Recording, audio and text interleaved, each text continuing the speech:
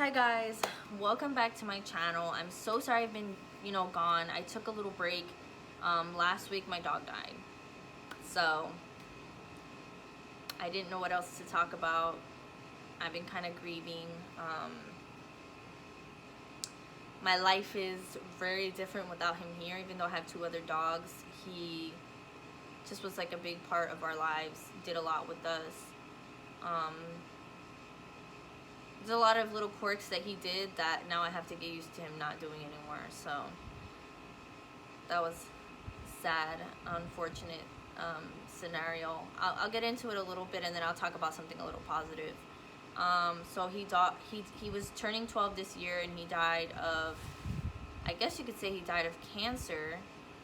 We had no idea he had cancer. He was hiding it so well. He was super healthy, zero signs, no exterior tumors, nothing that would have gave anybody the impression that he had anything wrong. We had no reason to do a diagnostic blood work ever, other than ear cytology, because his ears continued to get ear infections, which now makes sense why he kept getting ear infections, reoccurring ear infections. It's probably because his immune system was compromised. So the vet, was gonna tell, she did blood work because last week, the night before my class that I was supposed to have, he dropped to the floor and he was stiff. He couldn't walk, and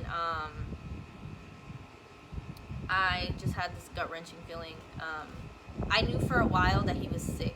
I had a weird feeling, and I don't know why I didn't say anything to anybody, but the vets kept telling me he was healthy. They would check his temperature, listen to, sorry about that, my thing popped up, but they would listen to his organs and his heart, and they said he sounded good, like everything sounded good. So I didn't have any reasons, but he was giving me little cues that he was just getting there. Like, he really started to slow down these last couple of weeks. He would get these little spurts of energy, and we would start running around, and I just kept contributing everything to old age.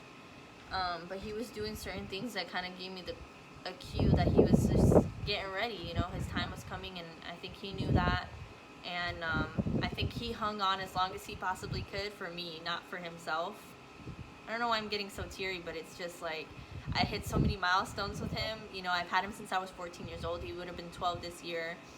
I'm 25, turning 26, and he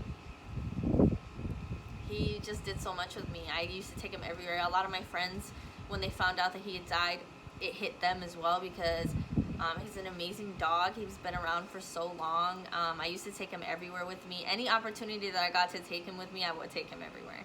I did a lot with him, and then I became an adult with him. I went into high school, did so many milestones, so many pits in my life. I went through some really, really, really dark things and some really sad things, and he was there for me. And I needed him. He was the only thing I had, real genuine thing, And I went into the military with him. My mom was able to take care of him, thank goodness, while I went in the military. And every opportunity I got to see him, I did. And I did so much with him. I just have so many memories with him. And then I brought him here when I came back home, and I moved. I got married, brought him to my new house, purchased a home. I had 3 pregnancies and 3 kids, and he was here for all of it. So it's been a little emptiness in our family right now. Even though I have 2 other dogs, I do have other dogs that I'm taking care of. He was just such a big part. Like, there were so many things that he did, so many quirks that he had, and it was just it's so different now. You don't realize how much an animal or person or thing or anybody or anything has in your life until it's not there anymore, and then you realize how much of a role that they played. So it's been bittersweet for us. It's been a loss in my heart. Yeah. That also being said, if you're racist, go ahead and unsubscribe to my channel. Just an FYI. With everything going on, there's just so much tragedy going on in the world, and I don't want anybody watching, supporting me, who doesn't believe in equality and doesn't believe in, you know, and everybody being equal, not just people that look like them. So go ahead and hit that unfollow button. But yeah, I've been grieving, so I just want to take a little time to like show you some clips with him and just some things that he played in my life. And I do have the clip of when we got to say our goodbyes. It's nothing that I want to share that is going to be like, I just want everybody to know I got an opportunity to say goodbye. My family was able to FaceTime him, my husband and my son, and say goodbye. And my younger kids obviously don't know what's going on. They probably noticed that he hasn't been here, so it's been a little empty in the house. But yeah, he was just an awesome dog, and he played such a great role in my life. And that right there, I could never repay him for. I wish I could have done a little more for him. That being said, love your family, love the people around you, love everybody, love everything, and spend as much time as you can with your pets, because let me tell you, when they're gone, and there's no going back, you know. Yeah. Well, he passed away. I didn't get into detail about that a little bit, but he basically passed away from cancer and internal bleeding. I don't know which of the other. I guess internal bleeding would have been what really ultimately made us decide to go ahead and end his life. But he couldn't walk. Like I said, the day before he went into the vet's office, he collapsed. I was really concerned. We took him to our actual vet.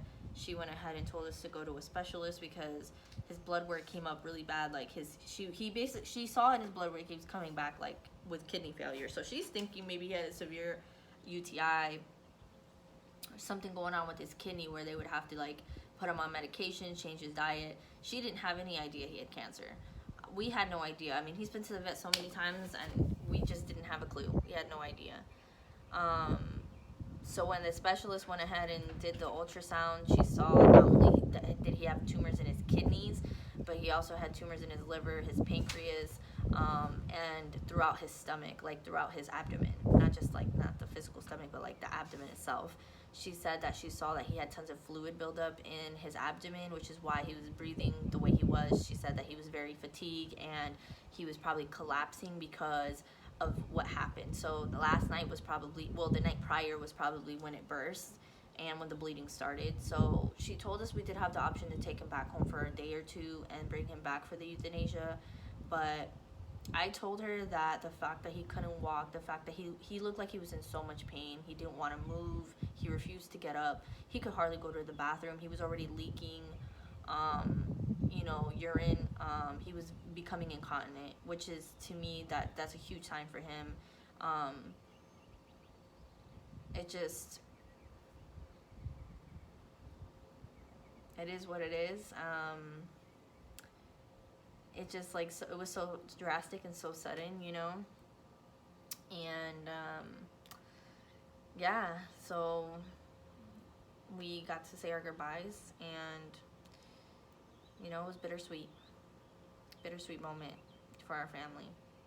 So this was a hard hit for us. When they told me that he had the cancer, I was really heartbroken. She said that if there's anything that she could do, she would recommend it. But she said that even if they could get the bleeding under control, removing all the tumors, she'd have to take so much of his liver. The liver was really her biggest one. She said if she would have to take so much of his liver that she wasn't sure that he was even gonna not only recover from surgery, but even make it a month. She said she could not promise that. So when she told me that euthanasia was on the table and we could bring him if we really wanted to, I told her that I didn't feel comfortable bringing him home. I didn't want him to start bleeding out. She said that was what she was worried about, that he was going to start bleeding out of his orifices, so his mouth or, bum or whatever.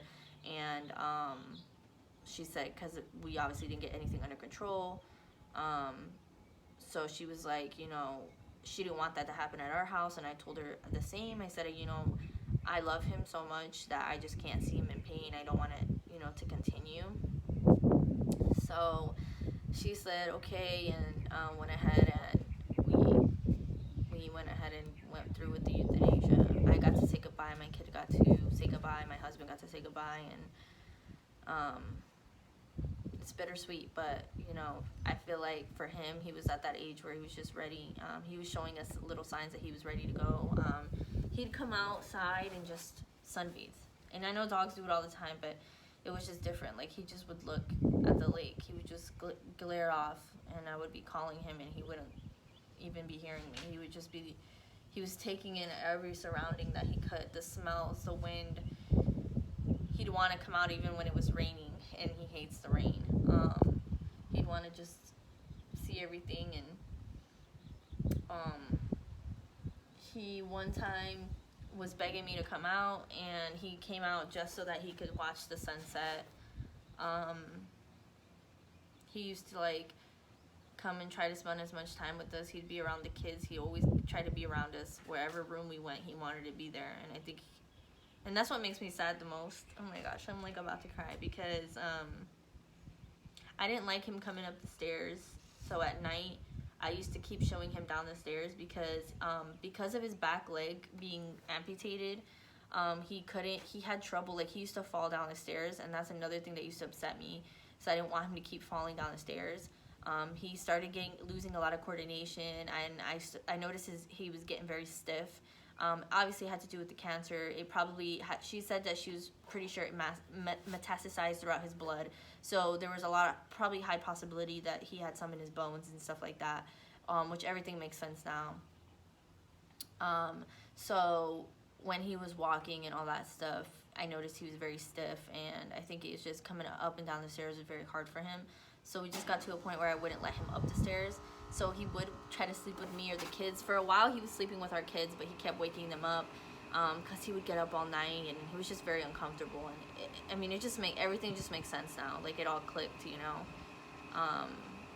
He was just in pain, you know. So I'm glad we had a good few days with him that weekend. I wish we could have spent a little more time and done a little more. If I would have known that he was gonna pass, I would have done some really fun stuff with him. But it is what it is now, and just remember, life is short, and spend as much time you can with your loved ones. That being said, I'm gonna update about the goats.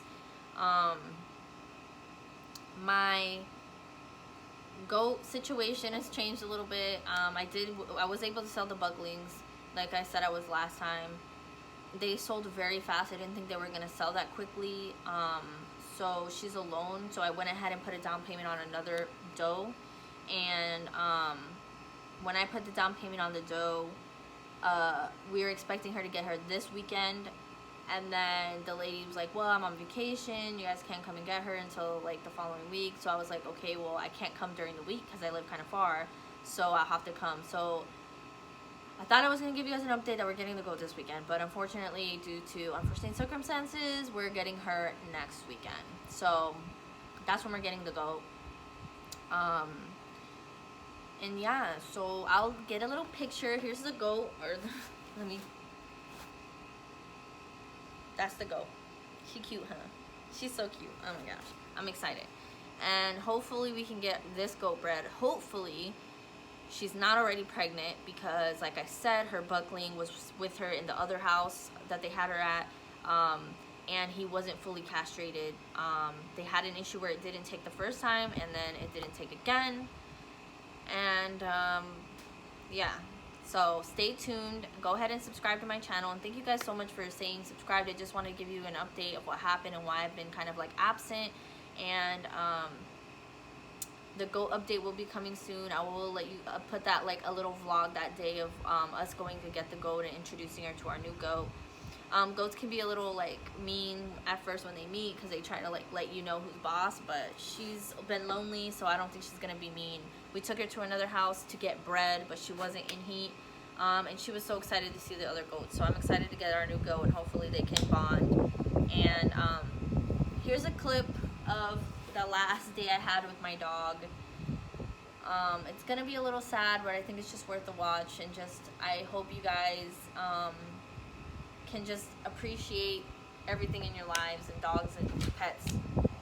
Thank you guys so much for subscribing to my channel. Stay tuned. Subscribe if you're not already subscribed. And we'll be back with more. Stay tuned for a little memorial to Zeus. Bye.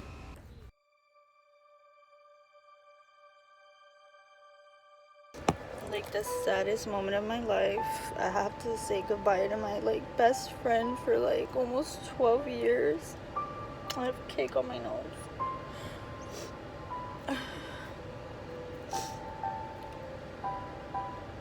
People think it's silly, you know, when you cry over a dog, but it's like they leave these impressions in your heart. And there's no way to explain.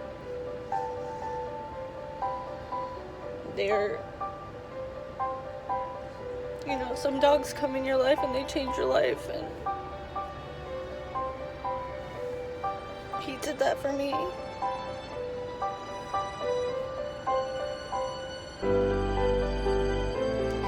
He was a part of my life when I needed the most. When I needed him the most, and the best boy ever.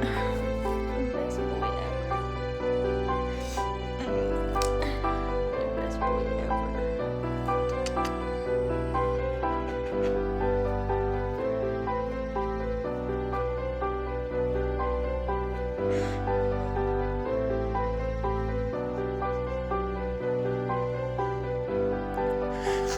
You're my best friend.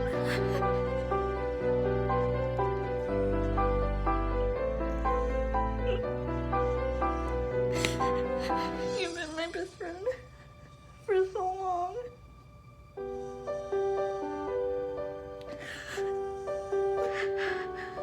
I love you so much.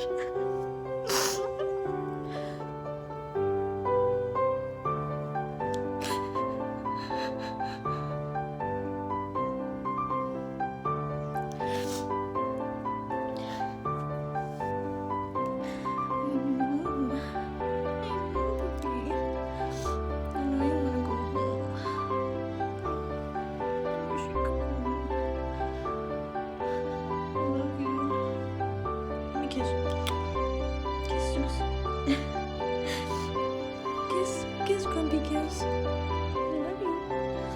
You want a kiss from me? Kiss.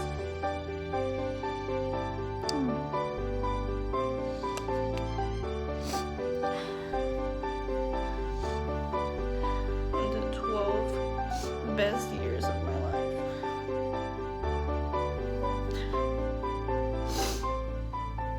Oh yeah. Scratch his back. Or back scratch.